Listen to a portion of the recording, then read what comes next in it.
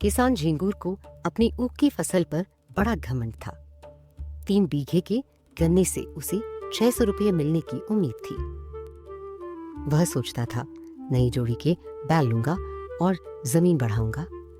उसके अहंकार के आगे गांव में कोई नहीं ठहरता था। एक शाम वह अपने बेटे को गोद में लिए मटर तोड़ रहा था।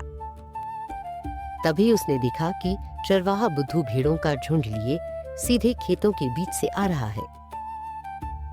झिंगुर ने गुस्से से ललकारा, भेड़ों को मेरे पर से ले जाओ, मेरे खेत को क्यों रौंदोगे? बुद्धू ने विनती की, लेकिन झिंगुर ने एक ना सुनी।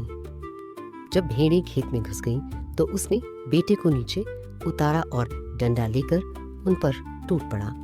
उसने बेरहमी से भेड़ों को पीटा। कई भेड़ों की टांगें टूट गईं। बुद्धू चुपचाप खड़ा यह सब देखता रहा।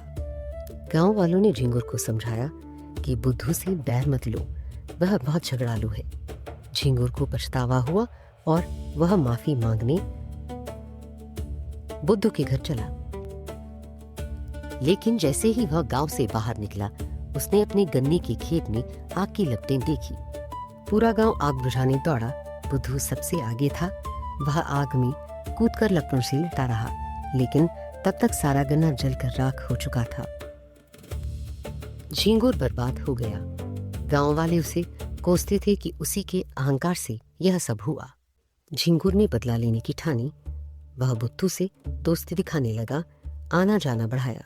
एक दिन बुद्धू के घर सत्यनारायण की कथा थी। उसी रात झिंगुर की बच्चियां बुद्धू की भेड़ों में मरी मिली। हरिहर चमार ने झूठी गवाही दी कि बुद्धू ने उसे बांधा था। गौ हत्या का दोष ठहराकर पंडित ने बुद्धू को कठोर दंड दिया। 2 महीने भिक्षा मांगो, 7 तीर्थों की यात्रा करो, 500 ब्राह्मणों को भोजन कराओ। बुद्धू लाचार था। उसने सारी भेड़ें बेच दी। 500 रुपये हाथ लगे और वह तीर्थ यात्रा पर चला गया।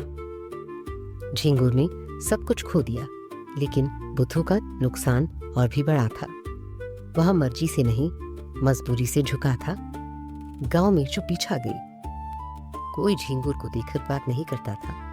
लोग उसे अपने सर्वनाश का कारण मानते थे। ऐसे ही देसी किस्सों के लिए सब्सक्राइब करें